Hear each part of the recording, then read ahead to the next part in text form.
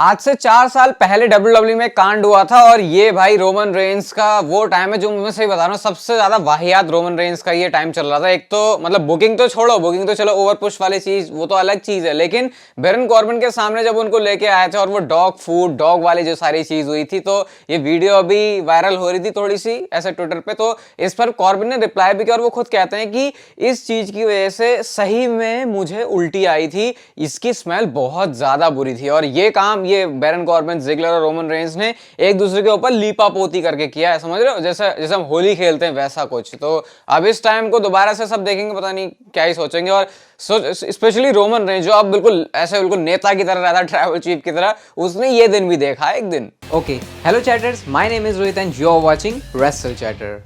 Welcome है guys आपका voice of wrestling के एक और नए एपिसोड में। आज भी बड़ी सारी इंटरेस्टिंग बातें आपको बताने के लिए। सबसे पहले शुरुआत करते हैं हम लोग विंस मैकमैन के साथ। तो ये मैं आपसे कह रहा था कि विंस मैकमैन का जो स्टेटस है, अब उनके शेयर वगैरह बिक रहे हैं, ऐसे ही रिपोर्ट आई है। भाई खुद उन्होंने अपनी जो वो क्वार्टर अर्निंग कॉल करते हैं ना, उसमें बोला था कि विंस की जो इमेज है उससे हमारी कंपनी की इमेज को, यानी कि टीकेओ की इमेज को, जो एंडेवर के अंदर आती है यूएफसी प्लस डब्ल्यूडब्ल्यू, उसकी इमेज को असर पड़ सकता है। और फिर स्पेकुलेशन चलने लगी कि क्या ये इनका तरीका तो नहीं, मास्टरमाइंड तो नहीं विंस मैकमैन को निकाल फेंकने का। लेकिन स्पोर्ट्स इलस्ट्रेटेड की तरफ से ये रिपोर्ट आई है कि सबसे पहले तो विंस मैकमैन का कोई प्लान है नहीं कंपनी छोड़ने का। तो जब ये सबके पिताजी अभी कंपनी छोड़ना नहीं चाहते, तो वैसे भी कंपनी से कोई उनको छुड़वा नहीं सकता, भले आप कहते रहो कि स्टॉक पावर निकाले, क्योंकि विंस है भाई, कुछ तो है, पता नहीं कौन सी पावर है विंस के पास। और साथ में जो एंडेवर के सीईओ हैं एरी मैनुअल, उनके साथ जो इंटरनली वो काम करते हैं, जो उनके वर्किंग रिलेशनशिप है, वो बहुत ज्यादा पॉजिटिव हैं। तो इस चीज पर कोई असर नहीं आने वाला। वर्किंग रिलेशनशिप का मतलब समझ रहे हो, वैसे रिलेशनशिप से अलग है कि हाँ वो वैसे एक दूसरे के बारे में क्या सोचते हैं, लेकिन जब काम करने की बारी आती है तो एरी मैनुअल का जो भरोसा है वो पूरा पूरा है विंस मैकमैन के ऊपर। तो इसका मतलब विंस मैकमैन रहेंगे कंपनी में। खैर अब मुझे लगता है इस बारे में हमको वैसे भी ज्यादा बात करनी चाहिए, क्योंकि अब क्रिएटिव चीजों में तो उनका इनपुट ज्यादा है नहीं, तो फिर हमको उसी चीज से असर पड़ता था। तो बिहाइंड द सीन जो डिसीजंस हैं ये उनकी बात हो रही है। डब्ल्यूडब्ल्यू बम्प शो पर आए थे जे उसो, और जे उसो ने, यार ये क्या बात बोल दी, मैं अभी कल वाली वीडियो में ही बोल रहा था कि बड़ा इंटरेस्टिंग होगा ये देखना कि जे उसो का रिएक्शन अब कैसे होता है ड्रू मैकिंटायर के ऊपर। लेकिन बम्प के शो में आके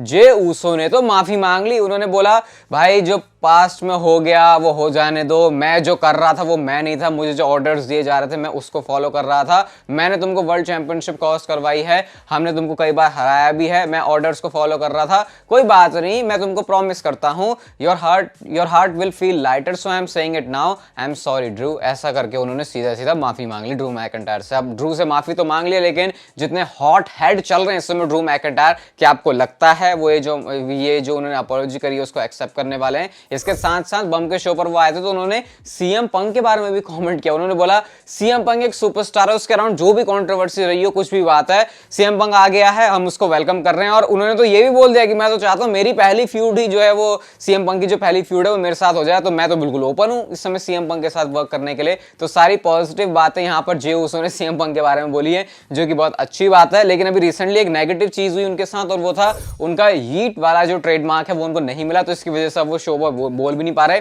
इवन यहाँ पे बम के शो पर ना ये ऐसा भी हुआ था कि वो बोलना तो चाह रहा था हीट वर्ड, लेकिन उन्होंने उसको ब्लैंक छोड़ दिया, तो समझ में आ रहा था कि वो कुछ बोलना चाह रहे थे। और भाई ये गेस्ट आए जब यहाँ पे, तो इन्होंने तो सीधा ही बोल दिया, ट्रिक विलियम्स आए थे, उन्होंने सीधा ही बोल दिया कि उन्होंने हीट वर्ड यूज कर लिया। तो जे उसो का रिएक्शन भी उस समय देखने लगा था कि भाई हमें तो बोलने नहीं मिल रहा। शायद उस समय ट्रिक विलियम्स को पता नहीं था, इस वजह से उन्होंने ऐसा बोल दिया है।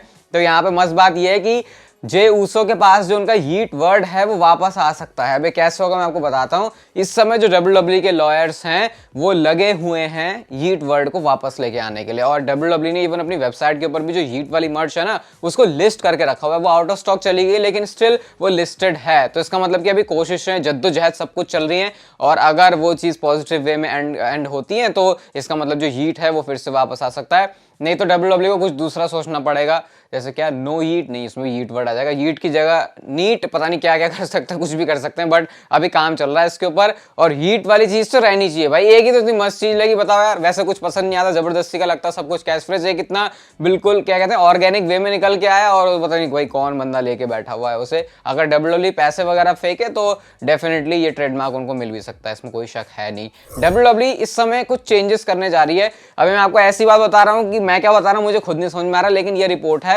कि डब्ल्यूडब्ल्यू अभी पिछले 1 महीने के अंदर ना बहुत सारे चेंजेस से गुजर रही है। मतलब जो उन्होंने प्लान्स पहले रखे हुए थे उसमें बहुत सारे चेंजेस होंगे और उसमें एक बड़ा रोल आप कह सकते हो सीएम पंक का भी है, क्योंकि एक महीना पहले सीएम पंक डब्ल्यूडब्ल्यूई कंपनी में नहीं थे। तो जिस समय ट्रेजेक्ट्री है डब्ल्यूडब्ल्यूई की वो चेंज होने वाली है, रॉयल रंबल को लेके भी, रेसलमेनिया को लेके भी, क्योंकि प्लान्स बहुत चेंज होंगे। इतना तो बात बिल्कुल तय है कि सीएम पंक एक मेन इवेंट में तो जरूर होने वाले हैं रेसलमेनिया के, या तो नाइट 1 में या नाइट 2 में होने वाले हैं। और अगर सीएम पंक नहीं थे इससे पहले तो सोचो प्लान कितना डिफरेंट होगा। तो देखो एग्जैक्टली मैं भी ज्यादा कुछ नहीं बता सकता, जितना मुझे पता चला उतना मैंने आपके साथ शेयर कर दिया है। मुझे तो लगता है ये सीएम पंक से रिलेटेड ही है, लेकिन सिर्फ सीएम पंक से रिलेटेड नहीं, ये भी बात मैं आपको बता देता हूं।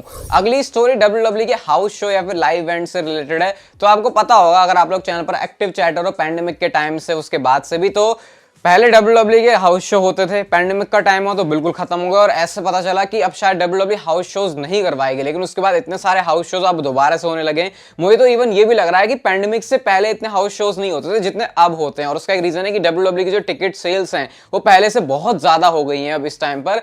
तो अभी ये रिपोर्ट आई है कि डब्ल्यूडब्ल्यूई अब जो हाउस शोज है उनको कम करने वाली है, और ये टीकेओ के सीओओ की तरफ से आई है। तो ऐसा नहीं है कि ये बात कहीं से भी उठ के आ रही है, तो वो कम हाउस शोज के ऊपर अब ध्यान देंगे। और मेरे ख्याल से सबसे बेनिफिट ये करता है सुपरस्टार्स को यार, रोज रोज उनको लड़वा देते। तो सोच रहे हो सैटरडे इवेंट भी, संडे, फिर मंडे को रॉ, फिर इधर उधर सिटीज में पता नहीं कहाँ का कंट्रीज में ट्रैवल करते हैं, तो बहुत ज्यादा वो हेक्टिक हो जाता है फिर शेड्यूल। इसी वजह से फिर रोमन रेंज जैसे सुपरस्टार्स को ना ऐसा मौका मिल जाता है घर पे छुट्टी मस्त मारने का। तो डब्ल्यूडब्ल्यूई इसको कम कर देगी। हमें तो क्या ही फर्क पड़ता है भाई, इंडिया में आ रहा लाइव इवेंट कर रहा हम तो आप खुश है, वरना भाई कहीं पर कुछ भी करो, हमें उससे ज्यादा कोई लेना देना है नहीं। Raw, SmackDown, premium live event चलते रहने चाहिए। जेड कारगिल के बारे में गाइस अब लोग हम बात करते हैं, और मेरे से आप लोग पूछ रहे थे भाई जेड कारगिल के बारे में तो आपने कुछ बोलना ही छोड़ दिया। तो बोलना इसलिए छोड़ दिया क्योंकि अभी कुछ हो नहीं रहा उनके बारे में, बट बता देता हूं कि चल क्या रहा है। तो जेड कारगिल के बारे में ट्रिपल एच ने खुद ये कहा कि अभी वो रेडी नहीं है। इसका मतलब ये नहीं कि वो उनको कोई डिग्रेड या फिर कम करके दिखाने की कोशिश कर रहे हैं। उसका मतलब ये था कि कुछ बहुत बड़ी चीजें उनके साथ होने वाली हैं, और जेड कारगिल ने खुद ये बोला कि जो मैं करने वाली हूं वो बहुत ग्रेट होगा, वो कुछ चेंज कर देगा, लेगेसी क्रिएट कर देगा, ऐसा कुछ पता नहीं, एक दो पता नहीं अपने एक रन से वैसी कैसी लेगेसी क्रिएट कर देंगे, लेकिन ऐसा उन्होंने बोला था ये। तो अभी इसलिए वो इसके ऊपर थोड़ा सा काम कर रहे हैं। मुझे ऐसा लगता है कि बहुत बार ऐसा होता है कि जब किसी चीज के ऊपर बहुत ज्यादा हद से ज्यादा फोकस चला जाता है, डब्ल्यूडब्ल्यूई के टर्म्स में बात कर रहा हूँ, ऐसा इन लाइफ की बात नहीं कर रहा, लाइफ में भी हो जाता है इवन, तो फिर वो चीज बहुत अजीब सी हो जाती है, जैसा सोचा था वैसा कुछ होता नहीं है। तो होपफुली वो चीज जेड कारगिल के साथ ना हो। और उन्होंने जो लाइंस बोली मुझे वो ज्यादा ओवर कॉन्फिडेंट भी महसूस हुई। चलो डब्ल्यूडब्ल्यूई के अंदर फिर भी चल जाता है, क्योंकि बंदे को ओवर कॉन्फिडेंट होकर ही दिखाना पड़ता है, तभी तो वो ज्यादा से ज्यादा टिकट सेल कर पाएगा, ज्यादा से ज्यादा अपने आप को हाइप कर पाएगा, ज्यादा से ज्यादा लोगों के बीच में अपनी बात करवा पाएगा। तो सही भी है वैसे देखा जाए तो। अभी वेट ही करो फिर जेड कारगिल का। तो ये है इस समय जेड कारगिल का सीन जो आप लोग पिछले काफी कुछ टाइम से मेरे से पूछ रहे थे। आज डायनामाइट के शो पर फाइनली वो मैच भी हो गया है जो कि बहुत टाइम से पेंडिंग था, Christian Cage versus Adam Copeland यानी कि एज का। और मैच में भाई कुछ सीन तो ऐसे हुए हैं जो शायद मैंने भी पहली बार देखे हैं। डबल स्पीयर हुआ है इसमें, मतलब ऐसा स्पीयर की ये शायद पहले भी देखा है कहीं, मतलब दोनों ने ऐसा स्पीयर मारा और दोनों के सिर्फ शोल्डर टकराते हैं, तो वो बहुत ज्यादा रिस्की भी होता है। इवन रेफरी को भी लो ब्लो मार दी इसमें क्रिश्चियन केज ने, क्योंकि वो नेगेटिव वाला रोल प्ले करते हैं। अब इस मैच में निक वेन जो कि स्टोरी लाइन का ही पार्ट है, उनकी मॉम आ जाती है जिन्होंने बेल्ट से अटैक कर दिया एज पे। इसके बाद एज के ऊपर अपना फिनिशर लगाया क्रिश्चियन केज ने और अपनी जो TNT चैंपियनशिप है उसको रिटेन कर लिया। बहुत सारे लोग उम्मीद लगा के बैठे थे कि अब तो एज जो है तमाशा बना देगा बिल्कुल क्रिश्चियन केज का बुरी तरीके से, बट वो चीज अभी भी यहाँ पर नहीं हुई है। और एज अभी देखते हैं कैसे अब एडम कोपलैंड कैसे चेज करते हैं इस चीज को, क्योंकि ये बड़ी हार है उनके लिए, क्योंकि AEW के शो में आके अब वो हारे हैं, तो फिर डेफिनेटली इस बात को तो सीरियस वे में उनको लेना ही चाहिए और लेना ही पड़ेगा। अगली स्टोरी गाइस ब्रे वाइट से रिलेटेड है, और ब्रे वाइट की पार्टनर जो कि उनकी गर्लफ्रेंड है, उन्होंने अपनी इंस्टाग्राम की स्टोरी में ये चीज लिखी जहां पे वो लिखती है कि tomorrow would have been our wedding, I am every bit broken and lost without you Windham, the kids and I really miss you, we wish you were here, I love you forever. अब ये बात उन्होंने बोली, इससे वो ये बताना चाह रही है कि उनकी जो शादी है वो होने वाली थी, मतलब अभी वो सिर्फ गर्लफ्रेंड और ऐसे रिलेशनशिप में थे, इन लिव इन रिलेशनशिप में थे, उनके किड्स थे, और इस हफ्ते वो जो है शादी करने वाले थे। और जब ये चीज पढ़ते हैं तो मतलब ऐसा लगता है कि मैं सही बताऊं ब्रे वाइट के बारे में और भी बहुत सारी बातें पता चलती है, जैसे कि अंकल हाउडी के बारे में क्या चल रहा है, डब्ल्यूडब्ल्यूई क्या प्रोग्रेस करे, लेकिन मैं इसको ज्यादा शेयर नहीं करता क्योंकि लगता है कि मतलब शेयर करके इतना कुछ है नहीं, खाली उन चीज़ों को क्या बोलना। लेकिन ये मुझे कुछ लगा यार चल इसको शेयर कर देते हैं, क्योंकि मतलब मैं ये भी सोचा था यार लिखते हुए उन्होंने लिखा कैसे होगा, क्योंकि जिस इंसान के साथ उनकी शादी होने वाली थी अब वो इंसान है नहीं इस दुनिया में, और उनके बच्चे भी हैं, अब आगे उनको भी देखना है। तो भाई पता नहीं यार इतना ज़्यादा दुख दर्द उठा कैसे ले रही है वो मेरे को नहीं समझ में आ रहा है।